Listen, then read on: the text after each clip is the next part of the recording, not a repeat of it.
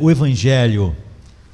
Muitas vezes as pessoas, quando ouvem a pregação, elas começam a levantar dificuldades que são meramente naturais.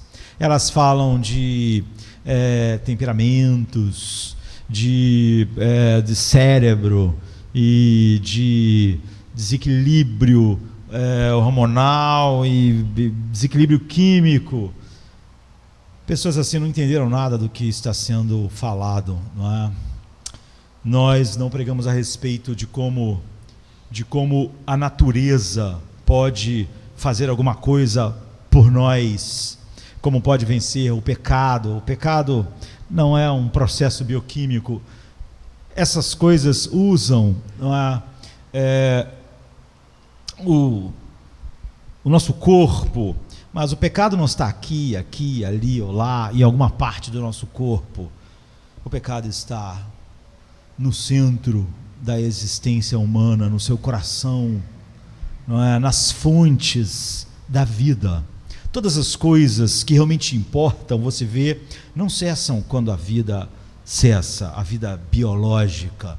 O homem não passa a ser melhor. Imagine se toda a falta de alegria em Deus fosse um problema orgânico. Então, quando os homens morressem, tudo... O problema é que anjos e Deus não tem um corpo como o nosso. O Evangelho ou é sobrenatural ou ele não é nada. Ou as pessoas entendem que o Evangelho não está falando sobre processos naturais, ou ele não é nada. Então, uma das coisas que nós vimos central é a leitura da palavra de Deus. O apóstolo Pedro diz assim em 1 Pedro 2, 2 e 3: como crianças recém-nascidas, desejem de coração leite espiritual puro, para que por meio dele cresçam para a salvação, agora que provaram que o Senhor é bom. Ou em algumas versões, se é que vocês provaram que o Senhor é bom. Agora, você pode ler a Bíblia? É óbvio que pode, não é? Todas as pessoas alfabetizadas podem ler a Bíblia, não é? Isso é o que supostamente imaginamos. A leitura e o crescimento na palavra, na verdade, é algo sobrenatural. E um dos fatos mais esclarecedores para esclarecer o que eu quero dizer com ler a Bíblia de forma sobrenatural assim, é o fato de que Jesus não achava que os fariseus pudessem ler a Bíblia. Jesus não achava que eles pudessem realmente ler a Bíblia, mas só que eles liam a Bíblia o tempo todo, do ponto de vista natural, não é? Ou seja, eles não podiam ler o Antigo Testamento da forma a extrair do livro o que os autores inspirados pretendiam que aqueles que lessem tirassem do livro. E é isso que leitura é. Pelo menos ler é isso. Se o livro que você está lendo for um livro inspirado por Deus. Ler um livro assim significa lidar com as palavras de maneira a extrair do livro o que os autores pretendem que você tire dele, ou você não está lendo a Bíblia de fato, segundo Jesus. Ler a Bíblia inspirada por Deus não significa olhar as palavras que estão na Bíblia e então pensar seus próprios pensamentos, que é o que é muito comum, né? As pessoas leem a Bíblia, mas elas pensam os próprios pensamentos delas. Ler a Bíblia inspirada por Deus não significa olhar para as palavras na Bíblia e então sentir os seus próprios sentimentos, dependendo da sua tireoide, dependendo de como a química está funcionando. Ler a Bíblia inspirada por Deus não significa olhar para palavras bíblicas e fazer as coisas do seu próprio jeito. Isso não é leitura. Pelo menos Jesus não considerava que alguém estivesse lendo a Bíblia, se era isso que as pessoas estavam fazendo. Jesus perguntava toda hora: vocês não leram? Vocês apenas já leram a Bíblia? É óbvio que quando os fariseus viram Jesus e seus discípulos, por exemplo, num sábado, colhendo casualmente grãos para comer enquanto caminhavam pelos campos, eles os acusaram de violar a lei. Em Mateus 12, 2 diz: olha, os teus discípulos estão fazendo o que não é lícito fazer no sábado. Eles estavam colhendo grãos e comendo. Jesus, no versículo 7, acusa, né? E diz que os fariseus, por não entender a palavra de Deus, condenavam inocentes.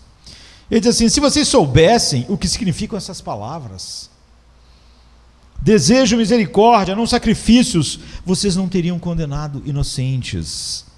Então, para apoiar essa contra-acusação, ele diz a eles que eles parecem que nunca leram a Bíblia. Em Mateus 12, 3, não leste o que fez Davi? Em Mateus 12, 5, ou não lestes o que está na lei? Isso deve ter sido irritante. Isso deve ter sido profundamente irritante para os fariseus, porque tudo que os fariseus faziam era ler a Bíblia todo dia, o tempo todo. Então Jesus toda hora dizia para eles: vocês não leram? Vocês nunca leram?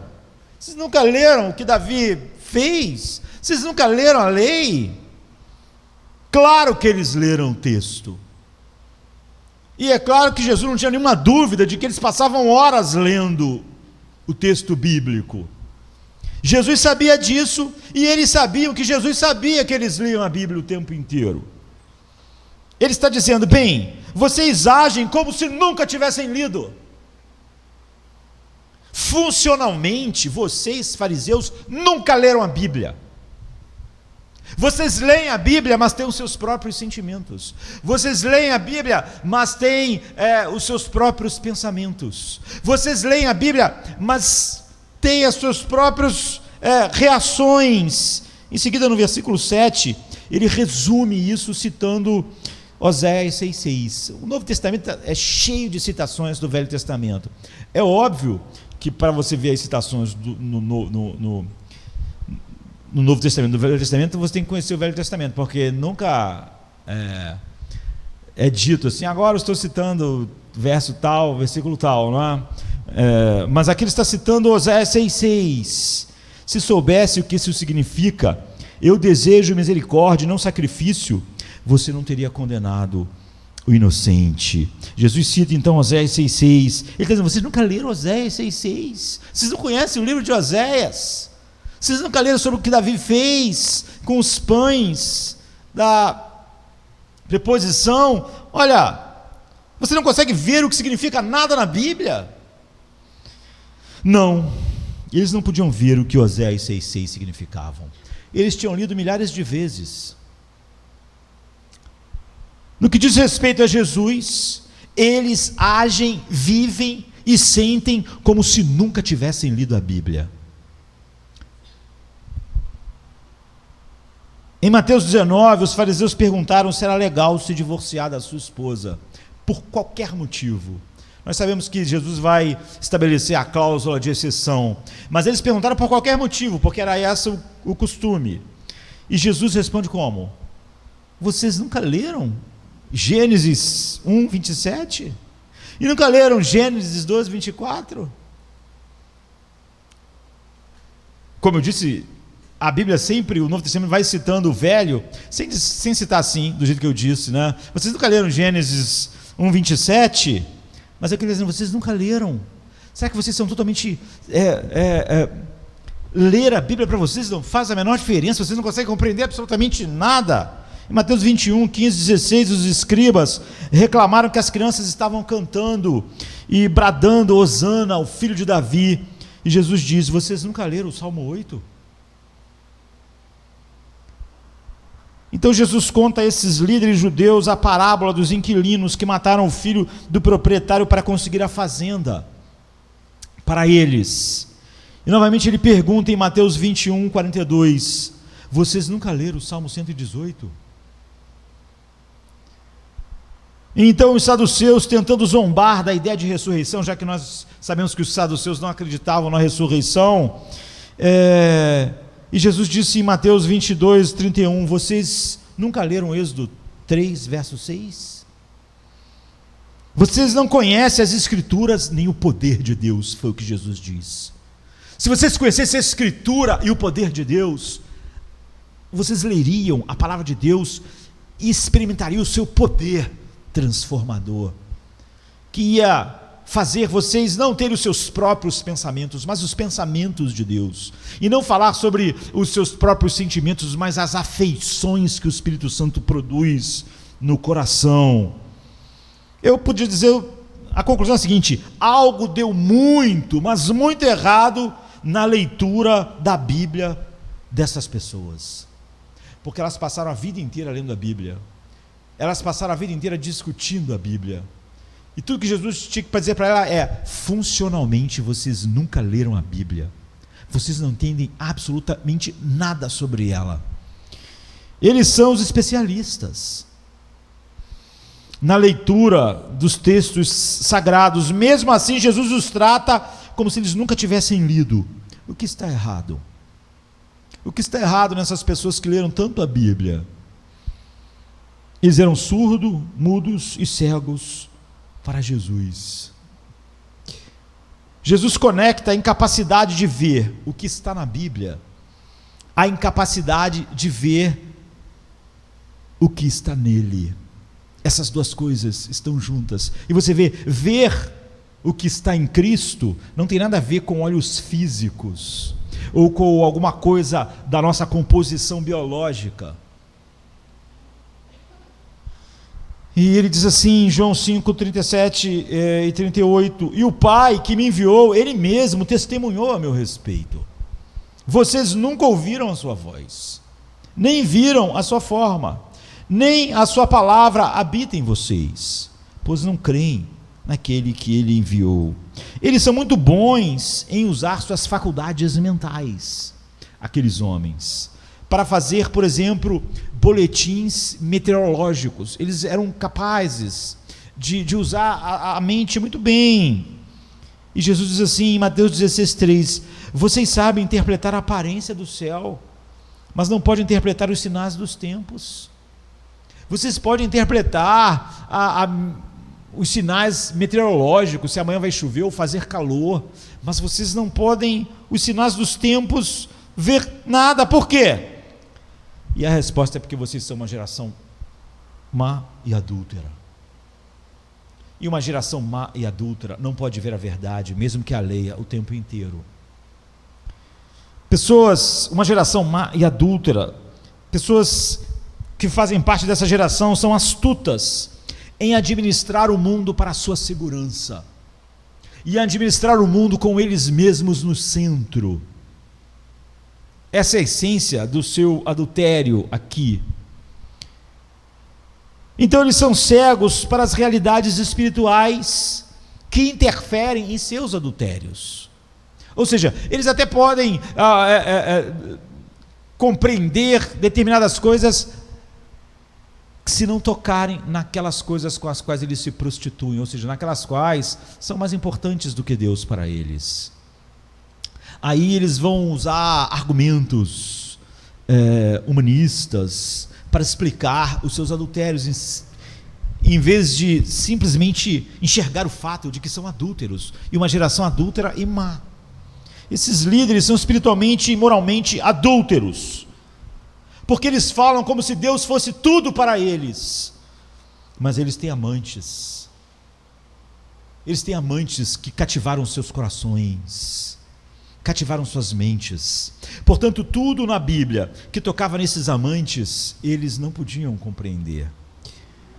Lucas 16:14 diz: os fariseus, por exemplo, eram amantes do dinheiro.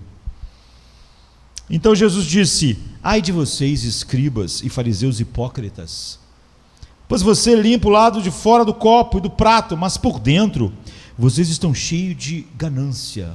Tudo para vocês é sobre ganhar dinheiro, melhorar de vida e ter uma vida boa segundo o mundo. E então vocês são cheios de autoindulgência. Vocês estão sempre se perdoando, né? Vocês estão sempre tendo uma boa desculpa, mas o fato é que vocês são adúlteros. Vocês amam o dinheiro. Vocês são adúlteros. Vocês amam as coisas que eram para ser só aquilo que Deus deu para vocês servir a Ele. Apesar de toda a sua religiosidade exterior, o coração dos fariseus amava o mundo. Eles eram tão amantes do dinheiro, do louvor, do status, do aplauso das pessoas, como todo mundo. E um dos seus amantes, em seu adultério, era o dinheiro. A maneira com que eles se relacionavam com o dinheiro, viam o dinheiro como sinal de status, como fonte de esperança, como fonte de importância. E outro dos seus amantes era o reconhecimento, o elogio das outras pessoas. É daí que eles tiravam as pessoas que não dizem que é difícil ter uma alegria indizível em Cristo, então. Mas eles podiam ter alegria no elogio, eles se sentiam felizes, eles se sentiam alegres com o dinheiro. E em Mateus 23, 5 e 7 diz: eles fazem todas as suas obras para serem vistos pelos outros, pois eles tornam seus filactérios largos, suas roupas, não é? Bem espirituais. Você vê que essa ideia de roupa espiritual é tão velha, né, quanto o mundo. Pois eles tornam seus filactérios largos e suas franjas compridas, aquelas roupas bem espirituais, e eles amam o lugar de honra nos cultos e nas festas, e eles amam as saudações nos mercados, e amam serem chamados de rabinos pelos outros, de mestres. E o que acontece com sua capacidade espiritual de ver a verdade e a beleza das Escrituras, quando os seus verdadeiros amantes são o dinheiro, o louvor do homem, o reconhecimento das pessoas? O que acontece com a sua capacidade espiritual de ler a Bíblia? Jesus responde a pergunta em João 5,44: como vocês podem crer quando recebem a glória um dos outros e não buscam a glória que vem somente de Deus? Em outras palavras, vocês não podem. Vocês não entendem a Bíblia, vocês não vão entender a Bíblia, e vocês vão continuar lendo a Bíblia, mas funcionalmente vocês nunca vão ler a Bíblia. Porque uma pessoa não pode amar o louvor do homem e ainda ver a Jesus como a luz da vida e confiar nele? Por quê? Por que Jesus diz isso? Como vocês poderiam crer se vocês amam o louvor do homem? Porque há uma coisa tão uma coisa tão antagonizada, não é? Você amar o louvor dos homens, amar o dinheiro e ainda, junto com isso, amar e enxergar a luz de Cristo e confiar nele. Jesus explica em João 3, 19 e 20, e esse é o julgamento, que a luz veio ao mundo e as pessoas amaram as trevas, mais as trevas do que a luz, porque suas obras eram mais. Pois todo aquele que pratica o mal odeia a luz e não vem para a luz, para que suas obras não sejam expostas. O problema com os fariseus não era que eles não tinham luz suficiente, mas é que eles amavam as trevas. Você vê um teólogo antigo, bem antigo, ele dizia assim: olha, o grande problema em grande parte da minha vida com a Bíblia não era com um texto que eu não entendia na Bíblia, era com os que eu entendia. Você vê que as pessoas às vezes estão ofendidas, não gostam do que está sendo pregado, não é porque elas não entenderam, é porque elas entenderam. E se aquilo é a verdade, então aquilo me condena, então eu não gosto do que me condena. E eu não gosto daquilo que toca nas coisas que eu amo. Então você vê, Jesus está dizendo para eles assim: o problema dos fariseus não era que eles não tinham luz suficiente, mas que eles amavam as trevas. E eles não podiam ver o que estava nas Escrituras pela mesma razão que eles não podiam ver o que estava em Cristo, embora ele estivesse ali na frente deles o tempo todo.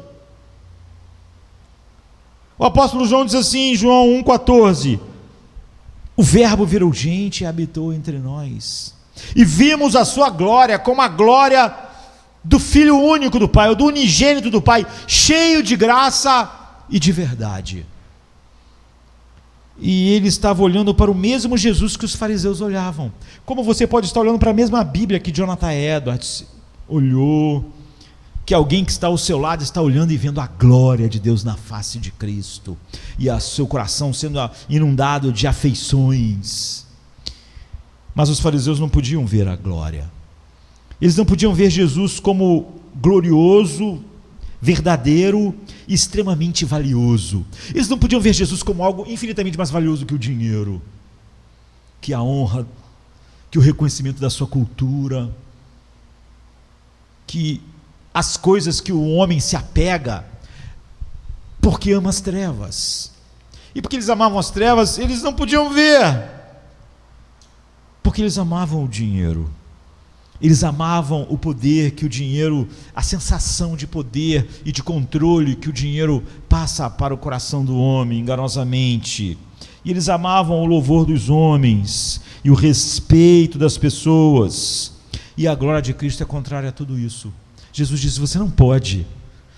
O coração que se gloria nisso não pode se gloriar em mim, porque são coisas antagônicas. Portanto, Jesus não parecia glorioso para eles. Eles podiam viver a vida inteira igual nós estamos aqui, num ambiente de culto. Eles eram as pessoas que mais liam a Bíblia, mas Deus não era glorioso para eles.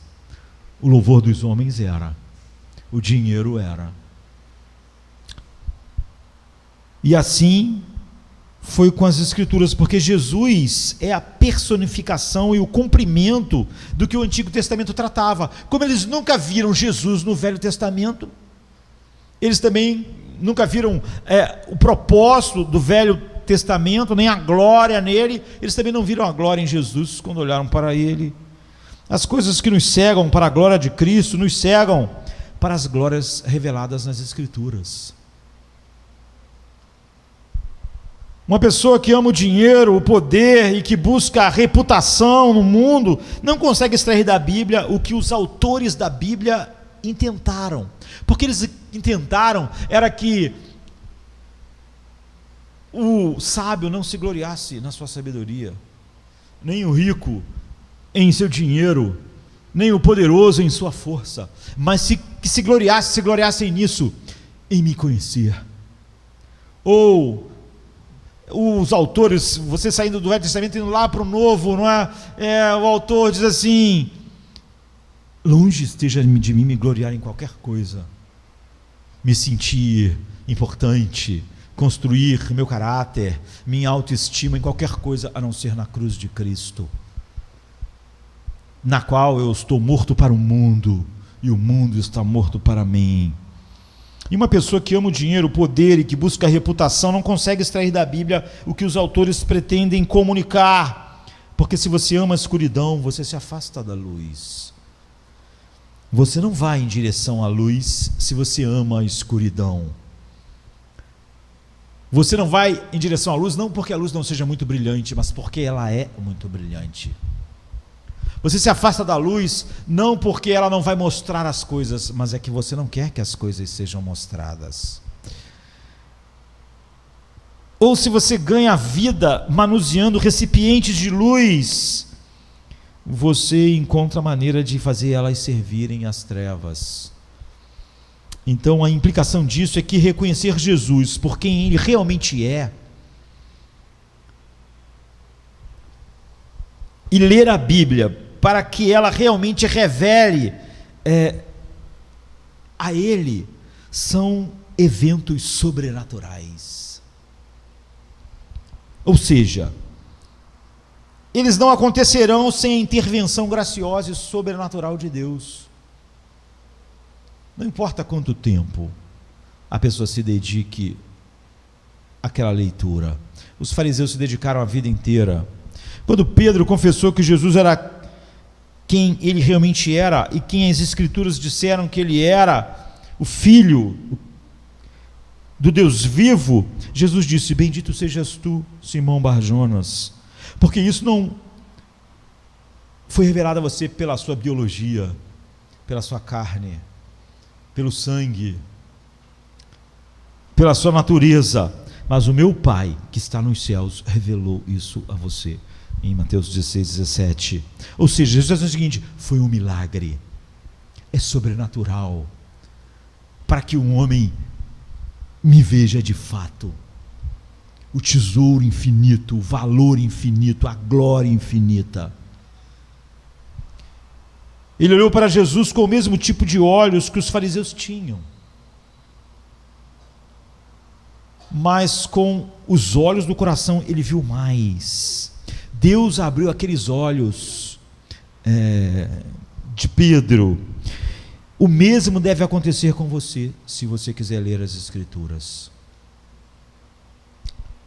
Após a ressurreição, quando os discípulos se mostraram muito lentos e tolos, como está em Lucas 24, 25, eu tenho feito toda uma série de estudos a respeito desse texto, que vai durar assim, bastante tempo lá na internet só, né? Não aqui na igreja. Quando eles estavam completamente com a visão obscura para penetrar nas Escrituras, Lucas diz assim: então ele lhes abriu a mente para entender as Escrituras. Aqueles homens eram judeus, eles leram a Bíblia a vida inteira, mas eles não tinham uma mente e olhos para ver a beleza sobre a qual a Escritura ela era sobre Cristo. Jesus vai andar com eles 11 quilômetros explicando isso. Jesus vai ficar 40 dias no mundo ainda com os apóstolos, e depois disso você vê eles pregando, fazendo todas as conexões do Velho Testamento a Jesus, que eles nunca tinham visto. Foi um milagre, não é? Então ele lhes abriu a mente para entender as Escrituras, ver as glórias divinas que realmente existem nas Escrituras. É sempre um milagre, é sempre sobrenatural. Não podemos conhecer Jesus por quem ele realmente é, com nossos aparelhos meramente naturais, olhos, mente, bioquímica.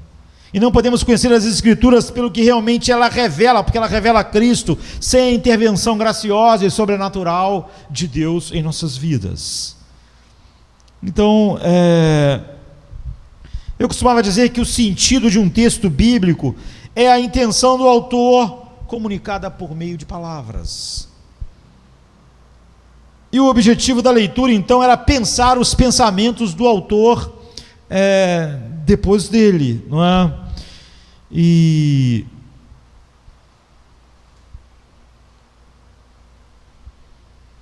não é falso, mas é limitado. Isso é como dizer que o objetivo do casamento é o entendimento mútuo, e portanto o objetivo de casar é ter um cônjuge compreensivo. Porque se o objetivo do casamento é o entendimento mútuo, o objetivo do casal é ser um cônjuge compreensivo. Mas o objetivo do casamento não é só isso é limitado, não é? O objetivo do casamento também é afeto mútuo. O objetivo do casamento também é intimidade mais profunda, intimidade sexual, procriação de filhos, é a aplicação do amor que mantém a aliança entre Cristo e a igreja, é o fortalecimento mútuo de cada um no chamado de Deus, e é muito mais. Nós podíamos continuar dizendo.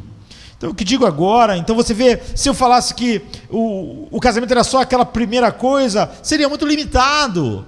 Então, o que digo agora é que o significado de um texto bíblico é o que o autor pretende comunicar por meio das suas palavras, e o objetivo da leitura é lidar com essas palavras de forma a se conformar com o que o autor pretende. Isso é ler a Bíblia. É por isso que os fariseus não tinham lido a Bíblia nunca. É por isso que Jesus toda hora perguntava: vocês nunca leram? Se ele pretende com as suas palavras que eu pense de uma determinada maneira, meu objetivo é ler e pensar daquela forma. Se o objetivo de quando o autor escreve que aquele que tem dinheiro não se glorie no seu dinheiro, o meu objetivo ao ler a Bíblia é nunca mais me gloriar no dinheiro. Agora, se eu continuo me gloriando no dinheiro, eu nunca li a Bíblia. Porque se ele pretende com suas palavras que eu pense em uma determinada maneira, mas eu leio sem o objetivo de pensar daquela maneira, eu tenho meus próprios pensamentos a respeito daquilo, eu nunca li a Bíblia.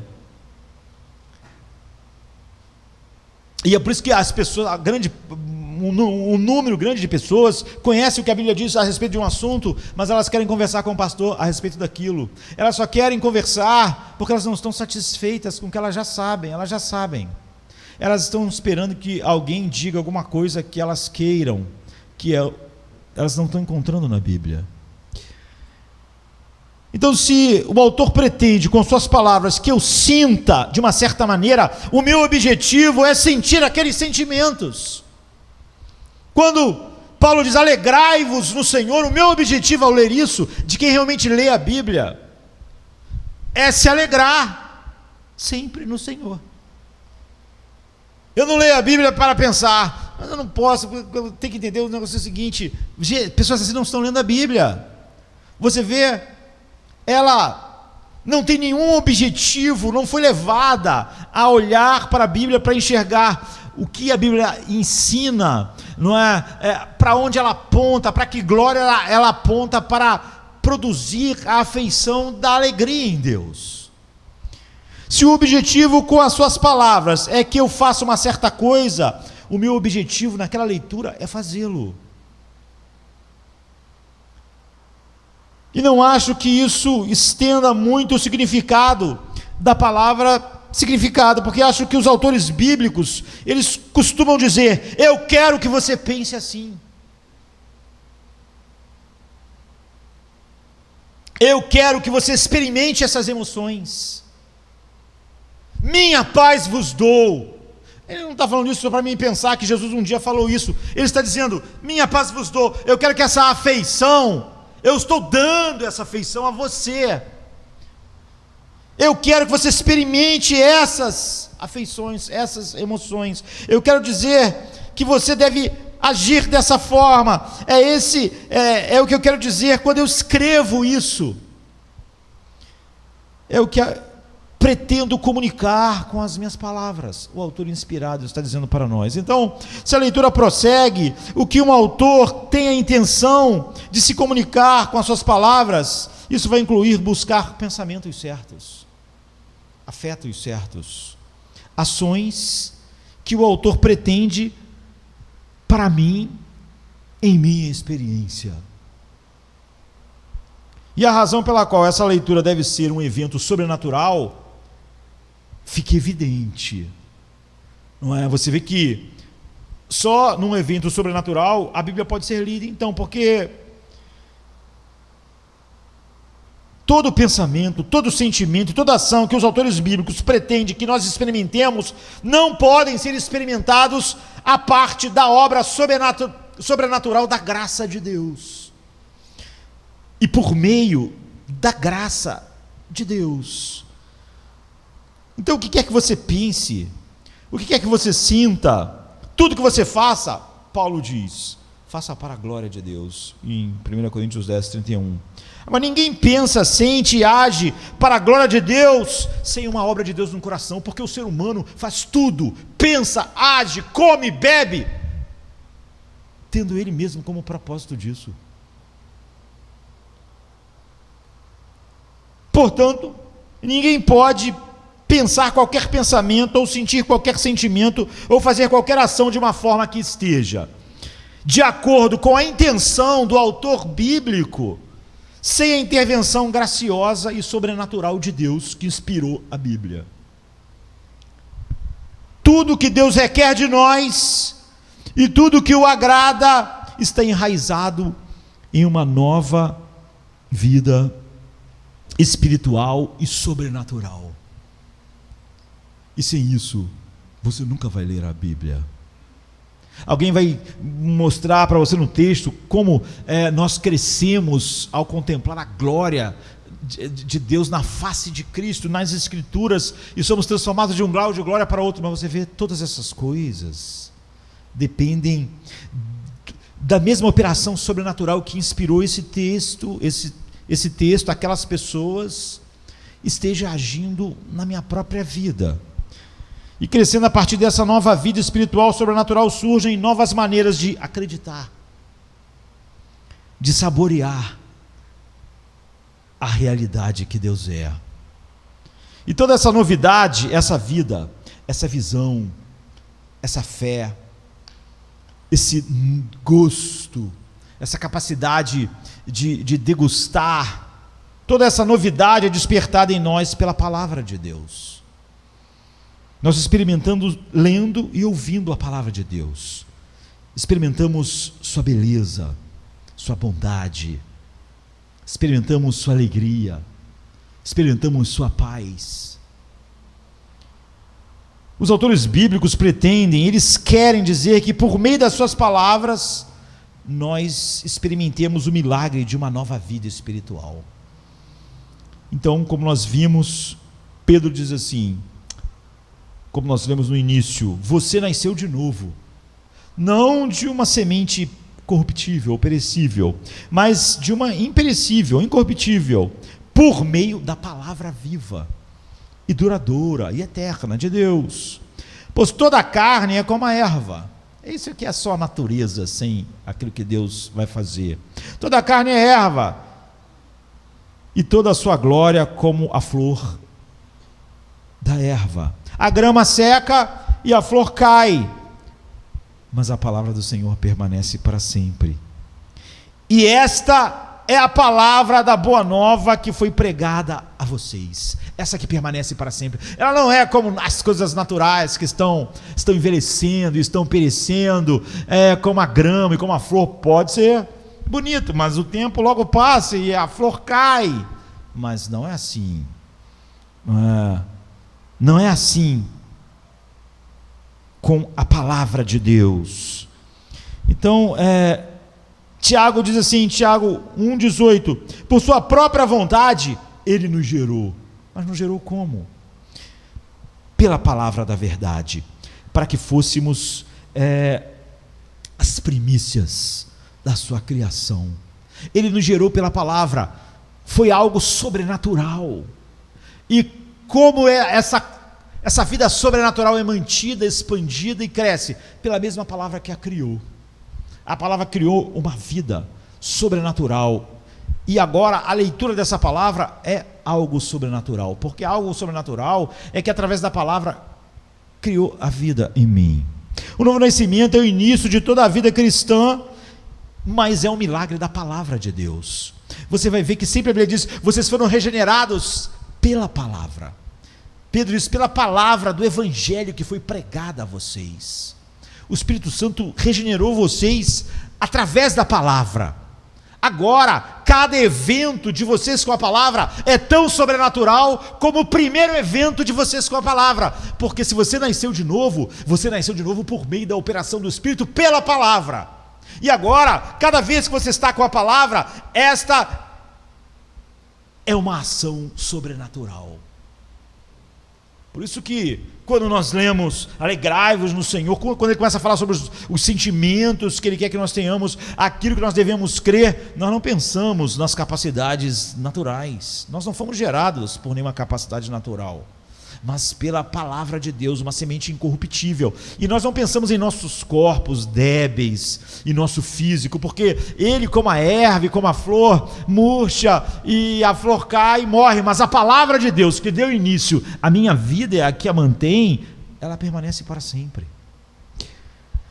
Não é surpreendente então que, se o drama vitalício da vida cristã começou pelo milagre da nova vida operada pela palavra, o que vai continuar operando esta vida continuamente? A palavra que a gerou. Tudo mais que agrada a Deus e conta para a eternidade também vai vir da palavra por meio de uma obra sobrenatural. E nós não temos dificuldade com a realidade de que a leitura da Bíblia é sobrenatural, porque se nós tivermos, nós então não fomos regenerados de maneira sobrenatural pela palavra. Se nós não acreditamos que a palavra, ela mesma, opera algo, o Espírito Santo, através da palavra, opera algo sobrenatural em nós, então o Espírito Santo não operou de maneira sobrenatural em nós, a primeira coisa que a palavra faz, que é me fazer nascer de novo. O que é muito maior do que produzir os afetos corretos depois. Porque agora eu sou uma nova criatura e tenho uma nova natureza. E agora nessa nova natureza vai fluir aqueles afetos que a Bíblia está dizendo, aqueles desejos aquela vontade, aquela obediência, mas antes só havia morte. E ainda assim, através da palavra, ele me ressuscitou, o que é muito maior. Agora, se eu não acredito que a palavra pode operar sobrenaturalmente, cada uma das coisas que ela vai mostrando a mim a respeito de Cristo para gerar isso em mim, então é óbvio que eu não creio no mais difícil, é que a palavra podia produzir em mim uma vida sobrenatural. E eu então não passo de uma pessoa natural. E era com essas pessoas que Jesus disse: vocês nunca leram a Bíblia funcionalmente. Tudo faz parte dessa nova vida, não é, milagrosa, ou faz parte da morte. Tudo nesse mundo ou está fazendo parte dessa nova vida milagrosa produzida pela palavra, ou faz parte da morte espiritual. Não há nenhum outro lugar para você estar, nem eu, nem os fariseus. E tudo que brota ou faz parte dessa nova vida milagrosa é em si milagroso. Se eu nasci de novo milagrosamente pela operação do Espírito Santo, pela palavra, todo o resto que ele vai fazer através da palavra é pelo seu poder sobrenatural, além do que uma pessoa natural possa fazer. E sempre que eu levanto aquilo que é natural para levantar os impedimentos, eu estou insistindo que sou uma pessoa natural. O fruto dessa nova vida que veio sobrenaturalmente pela palavra de Deus também vem. Se a vida veio de maneira sobrenatural pela palavra, como é que o fruto dessa vida não ia vir sobrenaturalmente dessa palavra? Como é que a palavra seria capaz de produzir a própria vida, mas não o fruto da vida? Não é? Seria como a palavra do nada criasse a árvore, as folhas, as flores, mas não pudesse produzir o fruto. Então, fruto como uma nova visão, uma nova fé, um novo sabor, uma nova alegria, um novo deleite, novos desejos. Então vamos apenas dar uma olhada na natureza sobrenatural desses três, como eles vêm a nós pela palavra. Primeiro, visão sobrenatural.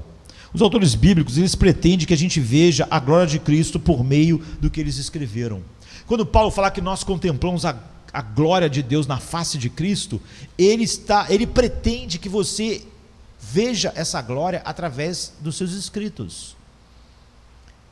Ele e os autores pretendem que você veja a glória de Cristo através de Coríntios, Gálatas, Efésios, Colossenses, Filipenses, João, Mateus, Marcos, Lucas. Então os autores bíblicos, eles pretendem que nós vejamos a glória de Cristo por meio do que eles escreveram. Em 2 Coríntios 3,18, Paulo descreve o processo sobrenatural de santificação. E ele não pega essas regras, vai para casa, tente colocar o máximo delas em funcionamento. O processo de santificação sobrenatural é assim: todos nós, com o rosto descoberto, contemplando a glória de Jesus Cristo, estamos sendo transformados na mesma imagem dele, de um grau de glória para outro. Aí você pode começar a levantar as dificuldades da sua biologia, mas Paulo diz assim: pois isso vem do Senhor, que é o Espírito Santo. A chave para ser transformado à imagem de Cristo, qual é? Contemplar a glória de Cristo. Você sabe que os fariseus leram a Bíblia a vida inteira, mas nunca viram a glória de Cristo. Contemplar a glória de Cristo é algo sobrenatural. Ver a sua glória. Este não é um processo meramente natural, já que qualquer um pode ler essas coisas. É por isso que Paulo diz: estamos sendo transformados na mesma imagem de um grau de glória para outro, pois isso vem do Espírito Santo. Esse é o propósito do Espírito Santo. Eu vou enviar e ele mostrará todas as coisas ao meu respeito. Ele fará vocês conhecerem a mim. Então a chave para ser transformado à imagem de Cristo, a santificação, é contemplar a sua glória. E esse processo não é meramente natural, isso vem do Senhor, o Espírito Santo. Mas qual é a conexão com a palavra? O Espírito Santo faz isso como? Paulo esclarece 3 versículos depois, mostrando onde nós vemos a glória de Cristo. Porque é isso que o Espírito Santo faz através de nós contemplarmos a glória de Cristo. Mas onde nós contemplamos? 2 Coríntios 4:4, Paulo diz: o Deus deste mundo, ele cegou a mente dos incrédulos para impedi-los de ver a luz do Evangelho, da glória de Cristo, que é a imagem de Deus. Então a glória de Cristo, que os escritores bíblicos querem que nós vejamos, não está suspensa no ar, queridos. Não é meditando, esperando uma visão. Não é tendo sonhos. É falado ou lido no Evangelho, para impedidos de ver a luz do Evangelho da glória de Cristo. O Evangelho é o que Cristo fez, é o testemunho sobre quem Ele é e o que Ele fez, que estão em Mateus, Marcos, Lucas, João, Atos. Ou seja, é o Evangelho, é no Evangelho que nós vemos a glória de Deus na face de Cristo. E é isso que o Deus desse século cegou os incrédulos para impedir de ver a luz do Evangelho da glória de Cristo, que é a imagem de Deus. Você vê, não é mediado por sonhos ou visões, ou em algum lugar no ar onde nós vemos mas é falado e lido no Evangelho. O que devemos ver como parte da nossa nova vida é a luz do Evangelho da glória de Cristo. E esse Evangelho é uma narrativa verbal de quem é Cristo e o que Ele fez por nossa salvação. Quem Ele é e o que Ele fez, o que está diante de nós nos Evangelhos e explicado para nós nas cartas. Então, esse Evangelho é uma narrativa verbal de quem Cristo é e o que Ele fez, e a visão dessa glória não é possível sem a intervenção graciosa e sobrenatural de Deus, descrita no verso 6, que diz assim: como a gente então consegue ver? Deus que disse: das trevas brilha a luz, brilhou em nossos corações, para dar a luz do conhecimento da glória de Deus na face de Cristo, que é visto no Evangelho. Tal visão não é ver com os olhos da cabeça, não é? Então é por isso que os fariseus nunca viram e nunca leram funcionalmente a Bíblia. Porque Jesus toda hora falava: vocês nunca leram? Jesus sabia que eles liam o tempo todo, e eles também. Tal visão não é ver com os olhos da cabeça, mas com os olhos do coração. É uma visão espiritual, é uma visão sobrenatural, e é por isso que Paulo ora pelos Efésios, não é? Porque é assim que a nossa vida espiritual começou. O Deus desse século, nós estávamos mortos para essas coisas, porque o Deus desse século nos cegou para ver a luz da glória de Deus no Evangelho, né? Da glória de Deus na face de Cristo. E nós tivemos então nossos olhos abertos para ver esta glória, e nós crescemos contemplando mais desta glória. E é por isso que Paulo ora em Efésios 1, 18, 19, para que os olhos dos seus corações sejam iluminados, para que vocês saibam, com um tipo sobrenatural de saber, não é? Já que quem está olhando são os olhos do coração, qual é a esperança para a qual Ele o chamou, quais são as riquezas da sua herança gloriosa nos santos, e qual é a grandeza incomensurável do seu poder em nós que cremos. O texto todo diz assim: oro também para que os olhos do coração de vocês sejam iluminados, a fim de que vocês conheçam a esperança para a qual Ele o chamou, as riquezas da gloriosa herança dele nos santos, e a incomparável grandeza do seu poder para conosco, os que cremos, conforme a atuação da sua força poderosa. Paulo está empilhando palavras para dizer como essa força que opera para que um homem natural agora tenha olhos espirituais para ver a beleza infinita de Cristo e seja transformado de um grau de glória para outro, opera em nós. cremos conforme a atuação da sua poderosa força. Esse poder que Deus agora exerce em nós, para nós vermos isso e contemplarmos de maneira sobrenatural essa beleza na palavra de Deus, esse poder ele exerceu em Cristo, ressuscitando dos mortos e fazendo assentar-se à sua direita nas regiões celestiais. É o mesmo poder sobrenatural que opera em nós, e é para isso que serve a leitura. É totalmente sobrenatural. Por isso que cada vez que alguém levanta algo natural para justificar,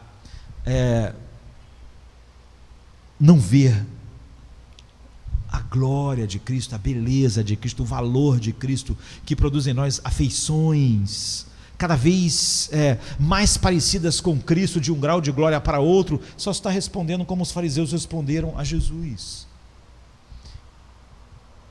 A segunda coisa, você vê que a leitura é sobrenatural, não é? Nós vemos na palavra, mas os olhos dos nossos corações foram abertos sobrenaturalmente por quem nos deu essa vida sobrenatural, pela palavra também. A segunda coisa é que a crença é sobrenatural. Os autores bíblicos, eles pretendem que nós experimentemos o milagre da fé por meio do que eles escreveram. Visto que o novo nascimento é um milagre de Deus através da palavra de Deus, a fé também, porque João diz: todo aquele que crê que Jesus é o Cristo já nasceu de Deus. Todo aquele que crê que Jesus é o Cristo é nascido de Deus. Todo aquele que ama o Pai ama também aquele ao que dele foi gerado. Ou seja, a fé é a confirmação do novo nascimento. Isso significa que a fé é totalmente sobrenatural, não vem de vós, é dom de Deus. Mas também vem por meio de ouvir e ler a palavra de Deus, e não sem ela. Fostes regenerado pela palavra. A fé vem do ouvir e ouvir a palavra de Deus, e o Espírito Santo sempre produz a fé sobrenatural através do ler espiritual ou do ouvir espiritual, que não pode ser feito porque o Deus desse século cegou os olhos dos incrédulos para não verem a luz da glória de Deus no Evangelho em Cristo. Então, por que essas coisas foram escritas? Por que João escreveu essas coisas? Era para que o Espírito Santo regenerasse pessoas através dela, da palavra. Ele diz: porém tantas outras coisas que Cristo fez e que ele falou, mas que iam encher muitos livros, mas isso foi escrito para que vocês creiam que ele é o Filho de Deus. Fé não é o que os demônios fazem, não é? Que é simplesmente acreditar em fatos ortodoxos, fatos corretos sobre Cristo em sua vida. Porque você vê, os demônios têm exatamente essa fé, eles creem nas verdades sobre Cristo, não é? Fé é receber Cristo pela pessoa que tudo satisfaz em nós, é realmente ter Ele como, sabendo que tudo sendo feito para Ele, meu coração foi feito para Ele, minha vida foi feita para Ele, de tal maneira, a fé é sobrenatural, assim que Jesus diz assim em João 6,35, quem vem a mim não terá fome, e quem crê em mim não terá sede. Eu sei que às vezes tem gente que diz assim: pastor, eu não sei porque eu creio, mas tenho sede. Jesus disse que quem crê em mim não tem sede, porque a fé não é simplesmente crer que Ele existiu, quem Ele é, como os demônios. É óbvio que os demônios têm sede, é óbvio que os demônios não têm paz, é óbvio que eles não têm descanso, é óbvio que eles não têm neles nada das satisfações da visão gloriosa de Cristo, apesar de crerem e estremecerem diante da realidade de Cristo. Hebreus 11:1 diz: a fé é a substância das coisas que se esperam. Isso significa o quê? Que a fé é um antigozo real e substancial do banquete das promessas de Deus, como Deus mostra em Hebreus 11, 26. A fé é um antegozo tão real, e não uma mera coisa que eu estou sabendo, que Paulo pode dizer assim: a nossa leve e momentânea tribulação não há de comparar com a glória que há de ser revelada. Por quê? Porque ele tem visto essa glória, ele tem tido um antegozo dessa glória, e a fé é a certeza do desfrute final dela. Isso significa: a fé é um antegozo real e substancial do banquete. Há um banquete das promessas de Deus, mas eu recebi porções desse banquete que eu provo, que eu me delicio agora, e agora eu sei exatamente como esse banquete é, em uma quantidade infinitamente maior do que esse antegozo que eu estou experimentando agora. O que eu tenho agora é tão real quanto o banquete, apesar de ser só uma porção do banquete. Então, pela fé, Moisés considerou o opróbrio de Cristo maior riqueza do que o tesouro do Egito, pois ele estava esperando a recompensa. Como ele já tinha experimentado, ele pôde comparar o que ele experimentava verdadeiramente em seu coração, o antegozo, não é? Com o tesouro do Egito. E ele comparou. E você não pode comparar coisas que você nunca teve contato, não é? Mas ele tem um antegozo, isso é a fé. Ele sabia, ele tinha aquela alegria, aquele deleite, e ele olhou para o deleite, para as coisas que os tesouros do Egito podiam dar, e ele considerou o opróbrio de Cristo uma riqueza muito maior. A fé, então, ele olha para a recompensa prometida de tal forma que Deus te dá um antegozo daquilo que você está vendo. Ele te dá uma porção da substância da tua recompensa. Ele te dá o penhor de tudo que você vai ter. O Espírito Santo está em você fazendo exatamente isso. A fé não é um ato natural, é uma experiência gloriosa e sobrenatural mediada por Cristo por meio das promessas da sua palavra. E é para isso que serve a leitura. A meditação, ela é sobrenatural. Eu tenho cada vez mais porções do antegozo de tudo que está à minha frente. Deixe-me sublinhar essa dimensão do sabor da fé salvadora, dando ao sabor espiritual um subtítulo próprio, não é? Que nós chamaríamos de degustação sobrenatural. Os autores bíblicos, eles pretendem que nós experimentemos o milagre de provar a bondade de Deus por meio do que eles escreveram. Imediatamente após a sua descrição do novo nascimento, das verdadeiras pessoas que foram regeneradas pela palavra viva e duradoura, em 1 Pedro 1, 23 e 25, Pedro diz aos crentes que desejem a palavra da mesma forma que os bebês desejam o leite. Como bebês recém-nascidos, desejam o leite espiritual puro, para que por ele você possa crescer para a salvação. Então diz: assim como recebemos nossa nova vida sobrenaturalmente pelo poder de Deus por meio da palavra, devemos continuar crescendo pelos mesmos meios sobrenaturais, a palavra. Mas então Pedro adiciona uma cláusula impressionante e extremamente importante: se é que vocês provaram que o Senhor é bom, se é que vocês tiveram o antegozo da sua bondade, se é que vocês viram realmente a sua glória. Porque se vocês viram, se vocês provaram, nada será comparável a isso no mundo. Não é? Por que ele adicionaria isso? Como crianças recém-nascidas, anseiem pelo leite espiritual puro, para que por meio dele você possa crescer para a salvação, se de fato, se é que você provou que o Senhor é bom? 1 Pedro 2, 2 e 3.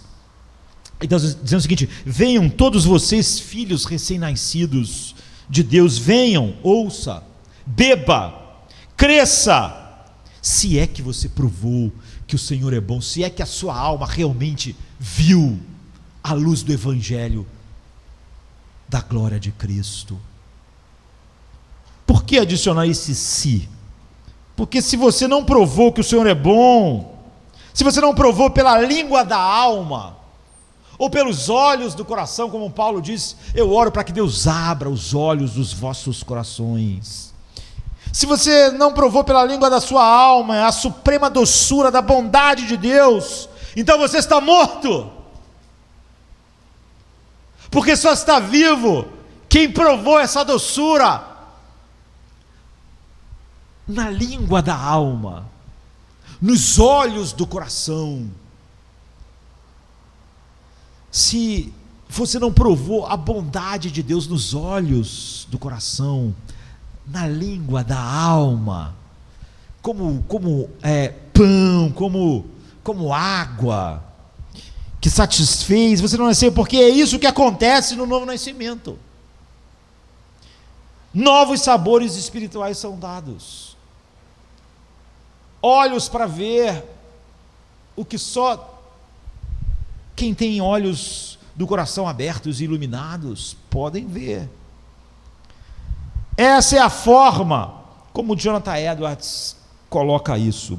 Algo é percebido por um verdadeiro santo nas coisas espirituais e divinas como inteiramente diferente de qualquer coisa percebida pelos homens naturais, visto que o doce sabor do mel é diferente das ideias que os homens têm do mel, apenas olhando para ele e sentindo.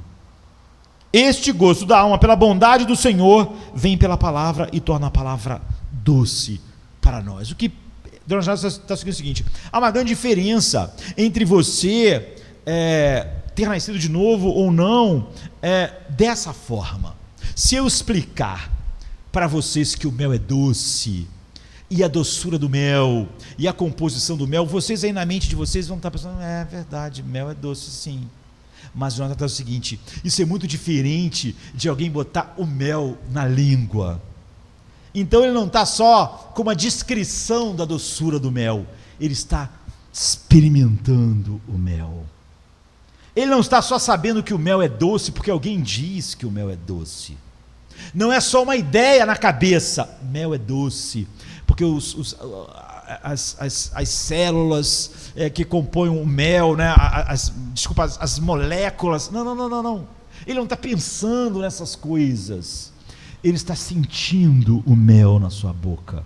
E ele diz que é muito diferente saber que o mel é doce, porque alguém está descrevendo o mel, e eu sou capaz, de uma maneira cognitiva, compreender a doçura do mel, e dizer é verdade, e até responder questões a respeito da composição e doçura do mel, e a diferença de sentir o mel na minha língua é totalmente diferente.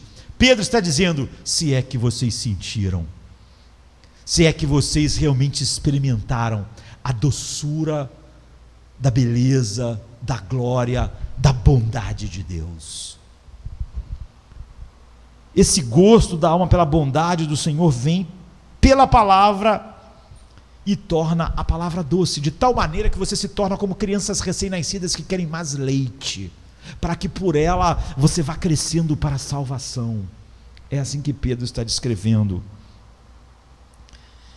Então, por exemplo, o Salmo 19, 9 e 10 diz: as ordenanças do Senhor são verdadeiras e totalmente justas, são mais desejáveis do que o ouro, mesmo muito ouro fino, mas doces também do que o mel e as gotas do favo de mel. Você vê, você pode ter esse texto aqui, como Jonathan Edwards diz, pensar, Deus é melhor do que o ouro.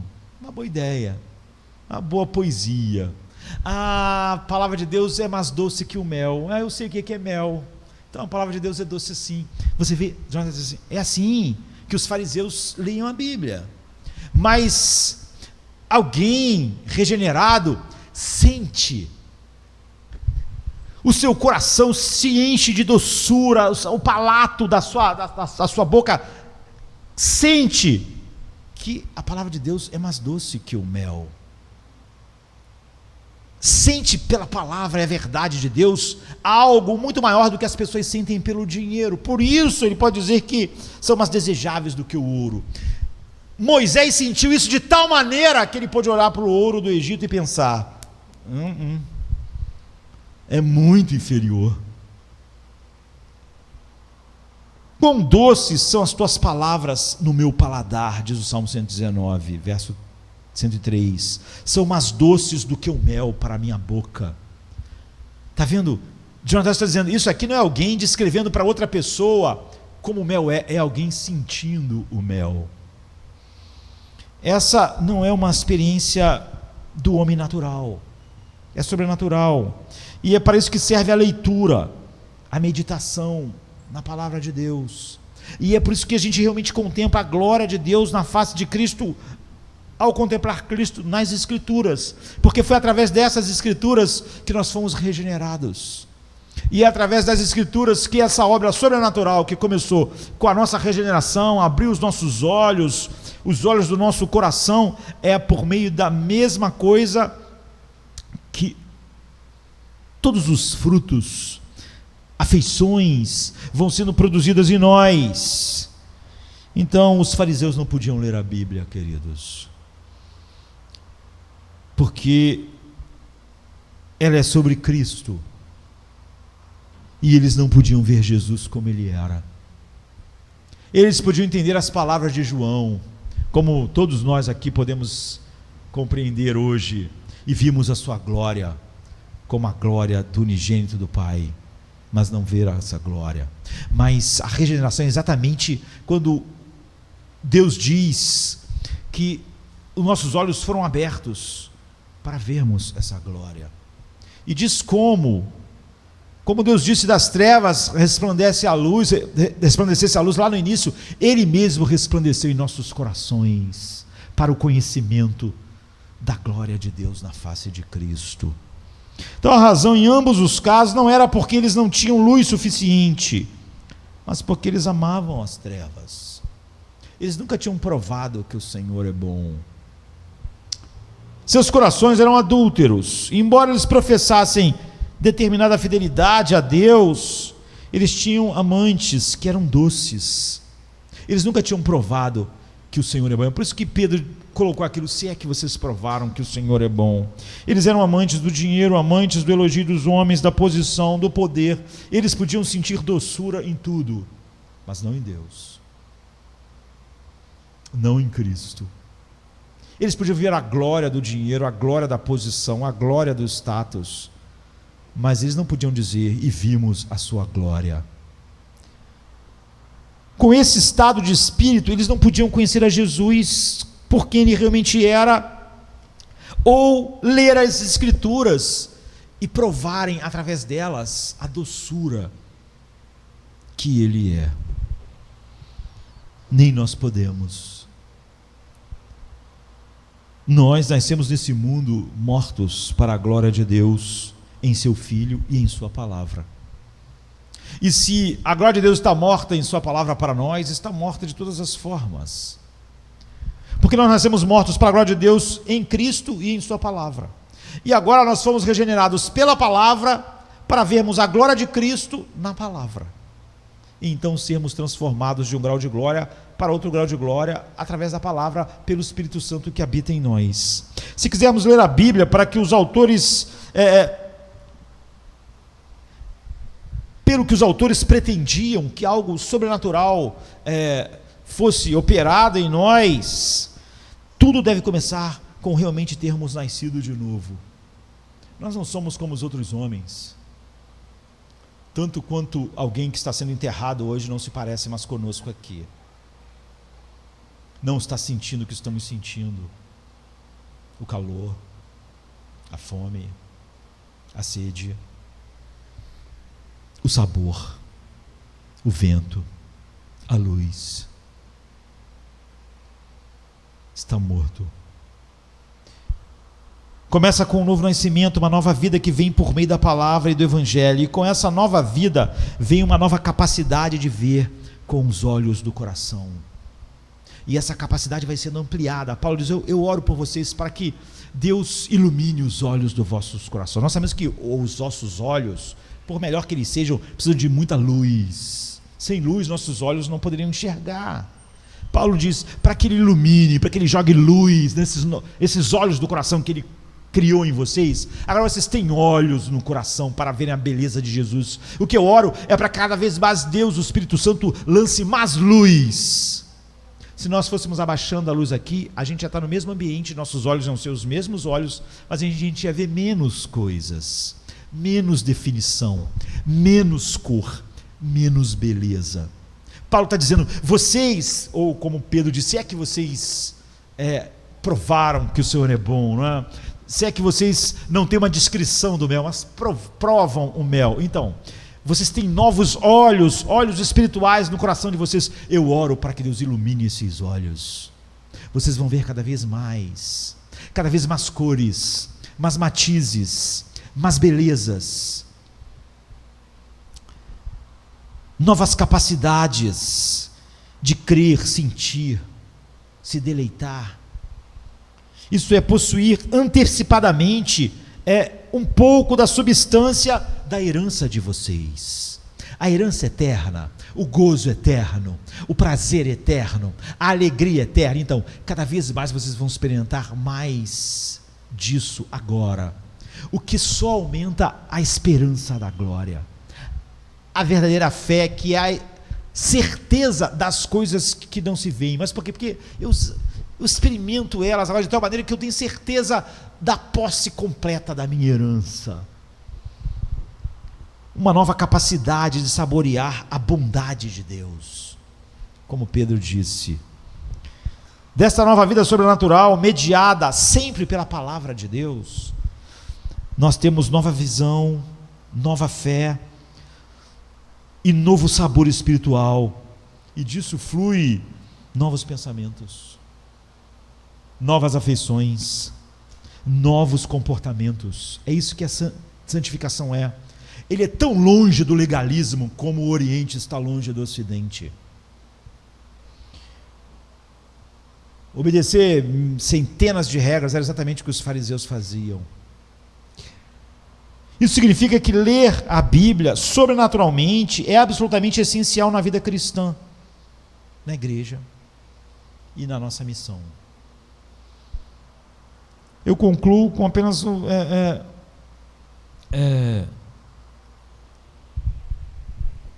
chamado para todos nós estarmos totalmente livres da atmosfera, que é óbvio, é o ar que as pessoas fora de Cristo respiram. Tudo para elas é meramente natural. Elas só podem falar sobre biologia e o que elas veem,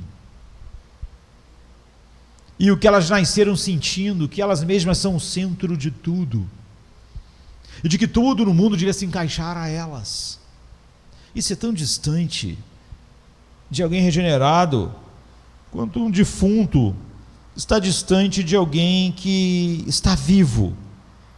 E nós provamos que o Senhor é bom. Nós não estamos imaginando algo, nós não estamos tentando fazer o nosso maior esforço para pensarmos em como o mel é doce. Ninguém que prova o mel precisa se esforçar para saber que o mel é doce. Ninguém que põe o mel na sua boca precisa aprender de alguém simplesmente e acreditar sem a certeza absoluta da doçura do mel. E é por isso que Pedro colocou aquilo: se é que vocês provaram que o Senhor é bom, então vocês vão desejar a palavra de Deus como a criança deseja o leite. Vão desejar, vocês já provaram, é disso que vem a vida de vocês, porque vocês foram regenerados por essa palavra, e é por essa palavra que vocês vão crescer para a salvação. E é isso que é ler diariamente a Bíblia, meditar diariamente na Bíblia, ouvir sermões. Se nós não ouvimos sermões de maneira sobrenatural, e nem lemos a Bíblia de maneira sobrenatural, então é óbvio que a Bíblia não vai fazer nada para nós. É óbvio que nós sempre vamos estar com desculpas, sentimentos, disposições, que só vão receber de Jesus a mesma coisa que Jesus disse para os fariseus: vocês não leram? Vocês não leram, nunca leram, vocês nunca viram que o Velho Testamento, que toda a Bíblia é sobre mim, sobre a minha glória, sobre tudo o que eu sou para o Pai eternamente, e tudo que eu serei para todos os que o Pai me deu eternamente, para que a minha alegria, como ele orou naquela noite, esteja neles, e a alegria deles seja completa. Vamos ficar de pé.